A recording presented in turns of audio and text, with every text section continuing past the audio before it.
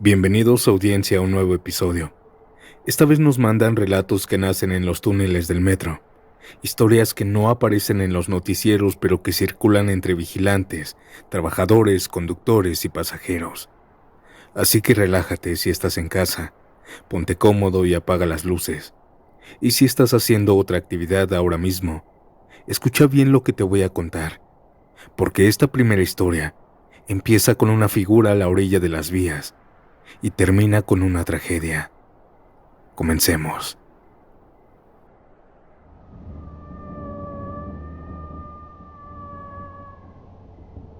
Fui policía auxiliar del metro durante casi 8 años.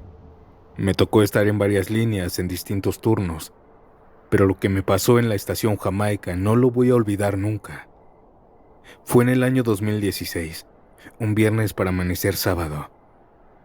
Esa noche estaba de guardia cubriendo una supervisión de rutina en la estación Jamaica.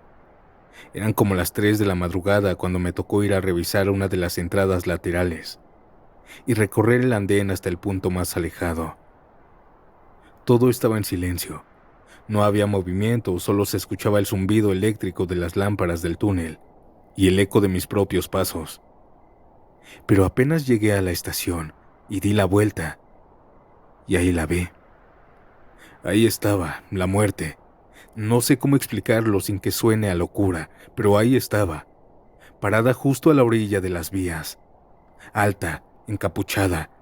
La túnica negra le cubría todo el cuerpo y aún así arrastraba la tela por el suelo.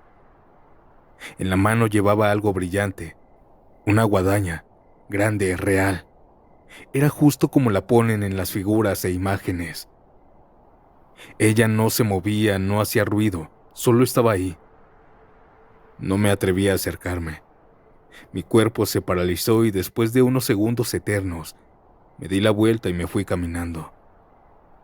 Caminé como si no hubiera visto nada. Me temblaban las piernas y cuando llegué a las escaleras di el reporte por radio. Pero obviamente no dije que vi a la muerte. Solo informé que posiblemente alguien se había colado hasta el principio de la salida del metro. Un hombre. Dijeron que mandarían a un compañero a ayudarme. Pero cuando fuimos a revisar no había nadie. Ni una huella, ni un ruido, nada. Pensé que tal vez me lo había imaginado o que estaba demasiado cansado. Ese mismo día, por falta de personal, me pidieron que doblara turno. A eso de las 8 de la mañana, ya con más luz y algo más de movimiento en la estación, me volví a quedar en el mismo punto. Y ahí llegó un muchacho, justo en la entrada del túnel. Delgado, nervioso, se veía raro. Caminaba de un lado a otro. Lo noté desde lejos, pero no pensé mal. Me acerqué para preguntarle si todo estaba bien. Él me dijo que sí, con una sonrisa, que solo había tenido un problema con su novia. Yo me alejé, pues ya iba a llegar el metro. Y justo cuando el metro venía entrando, aquel muchacho se aventó. Así, sin dudarlo, sin decir nada. Se aventó a las vías en el momento exacto. El tren no alcanzó a frenar. Lo vi todo y lo recordé. Ese era el mismo punto donde horas antes había visto a la figura encapuchada. Era como si hubiera estado esperándolo. Ese día no quise comer, y aunque puse el reporte como parte del protocolo, nunca conté lo que vi realmente de madrugada. A veces pienso que la muerte se mostró antes de que todo ocurriera, como una advertencia, como una señal que no pude entender. No sé si me tocó verla por casualidad o porque tenía que hacer algo para impedirlo.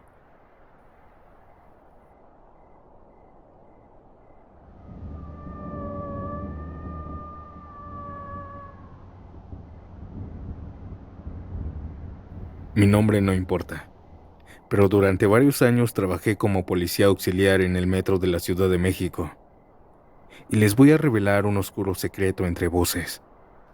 Esto que voy a contar me pasó en el año 2013, y hasta el día de hoy cada que lo recuerdo se me pone la piel chinita. Esa madrugada me tocó hacer un recorrido por una estación grande. No voy a decir cuál exactamente, pero era una con varios andenes, pasillos y escaleras. Ya no había servicio, eran como las 2:30 de la mañana. Todo estaba cerrado al público y solo quedábamos los de seguridad y mantenimiento. Mientras caminaba por uno de los pasillos, vi algo que me sacó mucho de onda. A lo lejos, justo en el cruce entre dos pasillos, vi pasar a un niño solo. Tenía como unos 9 años, mochila colgando y caminaba tranquilo, como si estuviera jugando. Daba unos pequeños saltitos, movía los brazos, como si no supiera que estaba en un lugar donde no debería estar. En ese momento mi instinto fue ayudarlo. Pensé que tal vez se había perdido o que alguien lo había dejado olvidado por error. Así que le hablé. Oye, niño, espérame. ¿Dónde están tus papás? ¿Quién te trajo? Pero no respondió. Ni siquiera volteó. Y eso que estaba a varios metros de mí. Comencé a caminar hacia él con el paso firme, repitiendo, oye, detente, te puedo ayudar. Pero no me hacía caso. El niño siguió caminando, dando saltitos. Empezó a subir unas escaleras que conectaban con un pasillo más arriba. Yo iba rápido, casi trotando, pensando que en cuanto lo alcanzara lo iba a agarrar del brazo y lo iba a llevar con mis compañeros. Pero algo raro pasaba mientras caminaba. Por más que yo aceleraba el paso, no lo alcanzaba. Yo iba más rápido que él, eso era obvio. Caminaba fuerte, incluso llegué a correr un poco. Pero el niño seguía alejándose, como si el espacio entre nosotros no cambiara. No estaba corriendo el niño. Iba al mismo ritmo, saltando o jugando, pero se alejaba. Subió las escaleras y yo también. De lo rápido que subí ya estaba jadeando. Lo fui siguiendo otra vez. En uno de los pasillos me detuve un momento sin apartar la vista de él y saqué la radio. Tengo visual a un menor caminando solo por el pasillo norte. No responde, voy tras él. Hubo un silencio breve, y luego, una voz me contestó. Alto, ya no lo sigas. Regresa a tu punto inmediatamente. Me sorprendió la respuesta. Pensé que tal vez había un procedimiento diferente para casos así, pero me sonó muy raro. Aquel niño lo vi alejarse. Llegué a mi punto y ahí ya estaba mi encargado. ¿Por qué no me ayudaste? Es un niño solo, le dije. Y ahí fue cuando me dijeron algo que me dejó pasmado. No es un niño real, es un fantasma. Nadie lo ha podido alcanzar. Siempre desaparece. Varios ya intentaron seguirlo, haznos caso, y no lo sigas. Cuando me dijo esto, sentí un frío en la espalda que no me pude quitar en todo el turno. Regresé a una casetita, en silencio. Cuando llegué, mis compañeros me miraban sin decir nada. Uno de ellos solo me dio una palmada en el hombro, no dijo nada más, no hacía falta. Esa fue la única vez que lo vi, pero varios de mis compañeros lo han visto después. Siempre es igual. Un niño caminando de madrugada, solo, dando pequeños saltos, sin mirar a nadie. Y cuando los nuevos lo siguen, simplemente desaparece. Nadie lo alcanza, nadie lo toca. Me enteré de muchas cosas así en el metro, y uno de sus secretos a voces es que ahí sí existen fantasmas.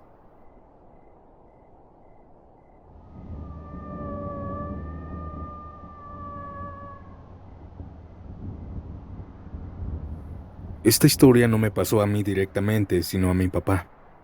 Él trabajaba desde hace más de 20 años en el área de mantenimiento del metro de la Ciudad de México.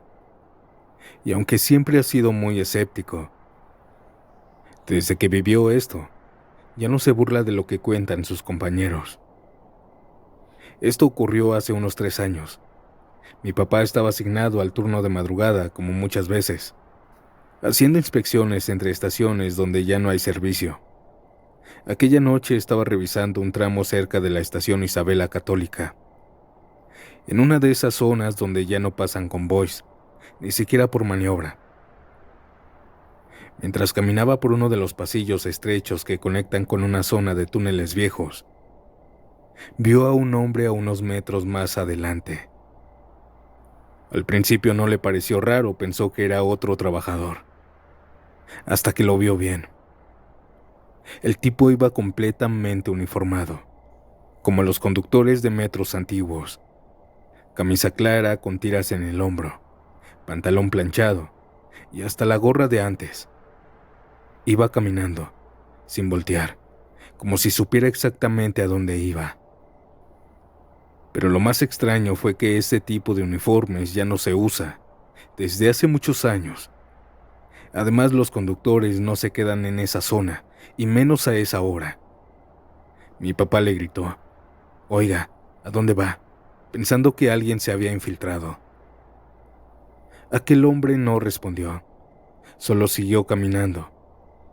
Entró a un pasillo lateral que conectaba con un viejo almacén. Mi papá fue tras él, con la lámpara en la mano. El pasillo era angosto. Aquel señor entró a mano derecha, pero al dar la vuelta también mi papá. No había nadie. No habían puertas, no habían lugares para esconderse, solo un tramo vacío. Esa fue la primera vez que mi papá vio algo así. Pero lo curioso es que no fue el único. Días después, en la comida, comentó lo que vio, y varios compañeros le dijeron que ese conductor ya lo habían visto antes. Siempre lo ven en los pasillos donde no debería haber nadie, caminando, y luego se desvanece. Uno incluso dijo que hace años alguien lo vio subirse a un tren de maniobra, pero cuando lo siguieron no se veía nada, absolutamente nada. Dicen que es un fantasma que ronda en el metro de la Ciudad de México. Después de eso, mi papá empezó a notar otras cosas raras que le pasaban. En más de una ocasión, mientras hacía revisiones solo o con algún compañero, escuchaban pasos detrás de ellos, claritos, como si alguien los siguiera. Pero cuando volteaban no había nadie. Otras veces se oían voces, susurros, como si hablaran muy bajito desde alguna esquina del túnel. Y una noche él y otro compañero estaban ajustando una lámpara en la estación de Pino Suárez. El lugar estaba completamente vacío, solo ellos dos. De pronto, los dos vieron una sombra, una humana proyectada en la pared, entrando al túnel. Ambos se detuvieron. Pensaron que alguien más había entrado, pero solo estaban ellos dos. No había ninguna persona que hubiera proyectado esa sombra.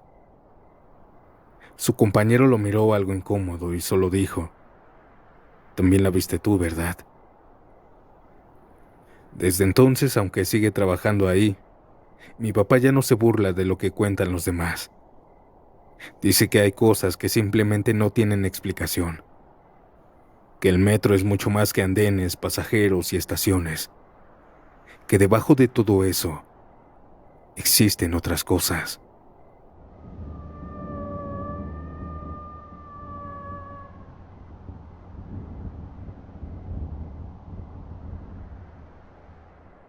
Esa noche tomé el último tren rumbo a Tláhuac. Eran casi las 11:30 cuando me subí al vagón más cercano al final del andén, el que casi nadie toma, pero para mi sorpresa no iba del todo vacío. Había algunas personas, como 6 o 7, todos callados, cada quien en su mundo, como suele pasar a esa hora. Me senté a una esquina y puse música en el celular. A medida que pasaban las estaciones, la gente fue bajando poco a poco. Para cuando llegamos a la estación Tezonco ya no había nadie, solo yo. Uy, ya me quedé solo, dije en voz baja, casi bromeando conmigo mismo. Vi cómo se cerraron las puertas y el metro comenzó a avanzar. Volteé a ver el vagón completo, vacío, en silencio.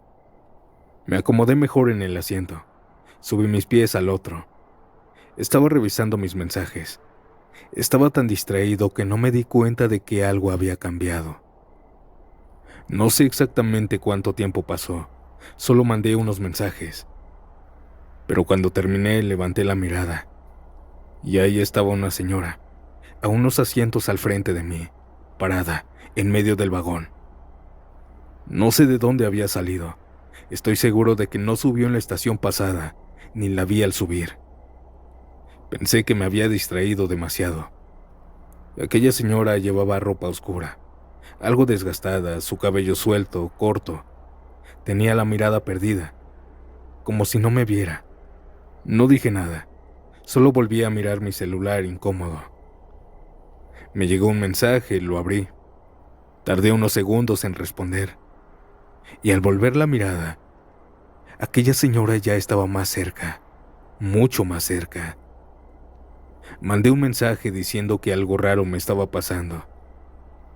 Y al voltear, ahora ella estaba parada justo a un lado de mí, sin mirarme. Ella temblaba como si hiciera mucho frío. Sus manos estaban apretadas. Tenía los ojos llenos de lágrimas y con una voz quebrada me dijo: ¿No has visto unos niños por aquí? Le respondí lo primero que pude, nervioso. No, señora, estamos solos. No hay nadie más aquí. Ella no dijo nada más. Sin mirarme, se dio la vuelta lentamente y se fue caminando hacia los asientos del fondo. Iba llorando muy bajito, con las manos en la cara. Un llanto que apenas se escuchaba. Me saqué mucho de onda. No supe qué hacer. Volví a mi celular, y cuando por fin llegamos a la siguiente, que es Periférico Oriente, me levanté para bajarme. Me acerqué a la puerta, pero antes de salir volteé hacia atrás. El vagón estaba vacío. Aquella señora ya no estaba, como si todo me lo hubiera imaginado. Me dio una sensación de miedo.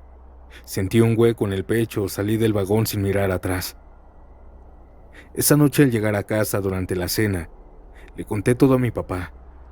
Me escuchó con atención y sin interrumpirme, y cuando terminé pensé que él se iba a reír. Pero me miró serio y me dijo: a mí me pasó algo parecido, hace muchos años. Antes mi papá trabajaba por Chapultepec, así que tomaba el metro todos los días. Un día muy cansado después del trabajo se quedó dormitando en el vagón. Miró de reojo la estación donde iba y vio que aún le faltaba varias para bajarse. El vagón se estaba vaciando mientras más pasaban de estación. Abrió los ojos y solo quedaban 2 personas. Después nada. Se quedó igual, solo. El metro avanzó y él cerró los ojos para descansar. Estaba medio dormitando cuando un olor lo hizo despertar. Un olor fuerte, nauseabundo, como a carne podrida, como a perro muerto. Él abrió los ojos y al frente, justo a la puerta, estaba parado un hombre que no vio subir. Llevaba una gabardina larga, tan larga que le tapaba un poco más abajo de la rodilla. Pero al fijarse mejor, mi papá se dio cuenta de que algo no estaba bien. Ese hombre no tenía pies. Flotaba. Sus piernas no estaban. Estaba completamente quieto aquel hombre mirando hacia el frente. Parecía que estaba esperando bajar a la siguiente estación. Al ver esto, mi papá gritó. Se echó para atrás corriendo hacia el otro extremo del vagón. Y justo entonces el tren llegó a la siguiente estación. Se abrieron las puertas, varios pasajeros entraron. Y lo vieron como si estuviera loco. Pues él estaba asustado. Y aquel hombre ya no estaba. Mi papá dice que nunca más volvió a quedarse dormido en el metro. Ni una sola vez. Y yo tampoco.